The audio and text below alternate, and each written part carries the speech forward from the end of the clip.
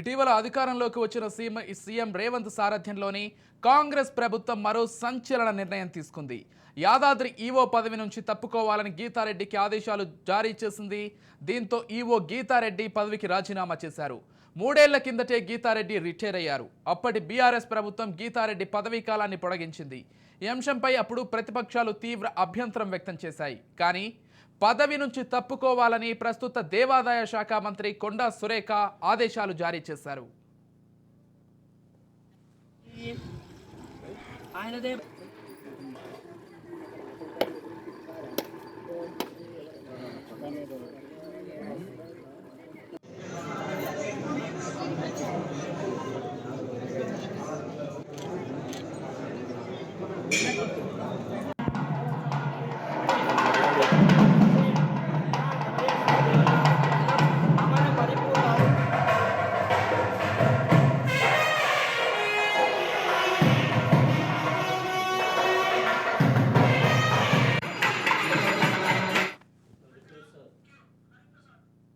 Right, మొత్తంగా ఇదే అంశానికి సంబంధించి మరింత సమాచారం అందించడానికి మా ప్రతినిధి హరిప్రసాద్ ఫోన్ ద్వారా సిద్ధంగా ఉన్నారు.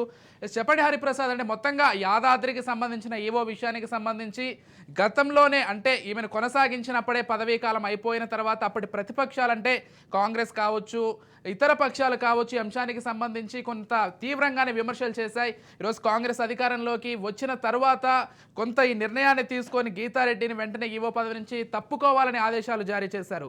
ఏ విధంగా చూడాలి హరిప్రసాద్? విజయ్, ఎలాగూ కాంగ్రెస్ ప్రభుత్వం అధికారంలోకి వచ్చిన తర్వాత తన పదవి ఉండదనే ఆలోచనతో ఆమె ముందస్తుగానే రాజీనామా చేయడం జరిగింది.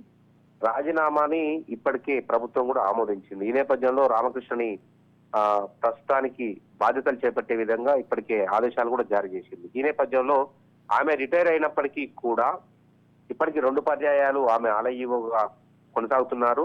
రిటైర్ అయిన మనిషిని ఎందుకు ఆలయ ఈవోగా కొనసాగిస్తున్నారని కూడా గతంలో అధికారంలో ఉన్న బీఆర్ఎస్ ని అప్పటి ప్రతిపక్ష పార్టీలైన కాంగ్రెస్ ప్రశ్నించడం జరిగింది.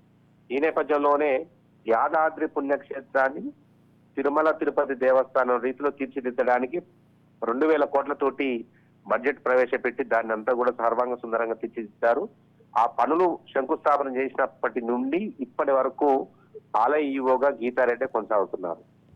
వైటీడీఏని ఏర్పాటు చేసినట్టు అంటే యాదాద్రి థర్మల్ టెంపుల్ అథారిటీకి సంబంధించి కూడా చైర్మన్ ని, వైస్ చైర్మన్ ని వీళ్ళందరినీ నియమించినప్పటికీ కూడా వైటీడీఏతో పాటు ఆలయ ఈవో గీతారెడ్డి కూడా కీలకమైన పాత్ర పోషించింది. ఈ నేపథ్యంలో 2,000 కోట్లకు సంబంధించిన పనులు జరిగాయి. 2,000 కోట్లకు సంబంధించిన పనులు జరిగిన తర్వాత ప్రపంచంలోని ప్రముఖులందరినీ కూడా తీసుకొచ్చి దీనికి సంబంధించిన ఓపెనింగ్ చేస్తానని చెప్పారు. కానీ అదంతా కూడా ఏం జరగలేదు. ఆ తర్వాత వచ్చిన కొన్ని వర్షాలకు అక్కడక్కడ లీకులు వచ్చాయి. అదేవిధంగా ఏదైతే చుట్టూ అభివృద్ధి పనులు చేశారో ఆ అభివృద్ధి పనులకు సంబంధించి కూడా కొన్ని కొట్టుకుపోయాయి. అప్పుడు కూడా ఆలయ ఈవో గీతారెడ్డి పైన చాలా విమర్శలు చేశారు అప్పుడున్న కాంగ్రెస్ పార్టీ, అదేవిధంగా అక్కడ ఉన్న స్థానికులు కూడా. ఆలయ ఈవో గీతారెడ్డి తమ చేతివాటం కూడా ప్రదర్శించిందని, ఎవరైతే గుట్ట పైన ఎటువంటి కమర్షియల్ కాంప్లెక్స్ ఉండదని చెప్పేసి గుట్ట పైన చాలా మంది దగ్గర డబ్బులు తీసుకొని కమర్షియల్ కొన్ని షాపులు పెట్టుకోవడానికి పర్మిషన్ ఇచ్చిందనేది ప్రస్తుతం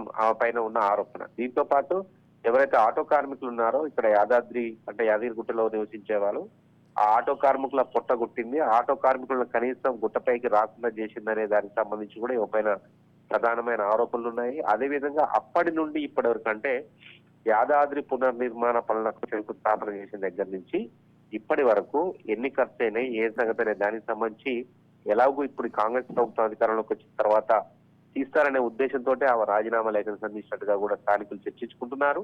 ఈ నేపథ్యంలో ఒకవేళ ఆమె రాజీనామా చేసినప్పటికీ కూడా యాదాద్రి పునర్నిర్మాణ అంటే యాదాద్రి ఆలయ పునర్నిర్మాణ వ్యవహారంలో ఎన్ని డబ్బులు ఖర్చు అయినాయి, ఏ సంగతి దానికి సంబంధించి మాత్రం లెక్కలతో సహా తీస్తామని డౌట్ వచ్చిన నేపథ్యంలో మాత్రం ఆమె రాజీనామా చేసినట్టుగా తెలుస్తుంది. వెంటనే ఆ రాజీనామాను ఆమోదించారు. ఆయన ప్లేస్ లో రామకృష్ణని అదనపు బాధ్యతలు అప్పగిస్తూ ప్రభుత్వం ఆదేశాలు జారీ చేసింది. ఈ నేపథ్యంలో ఆమె గౌరవప్రదంగానే తప్పుకుంటున్నట్టుగా చెప్తున్నప్పటికీ కూడా దీనికి సంబంధించిన యాదాద్రి పునర్నిర్మాణ పనులకు సంబంధించిన ఏదైతే చుట్టూ జరిగిన అవినీతి ఉందో ఆ అవినీతిని వెలికితీయడానికి కాంగ్రెస్ ప్రభుత్వం పూనుకున్న నేపథ్యంలో మున్ముందు ఎటువంటి విషయాలు బయటకు వస్తాయనే దానికి సంబంధించి మాత్రం స్థానికులు చర్చించుకుంటున్నారు. Vijay, right, thank you Hariprasad.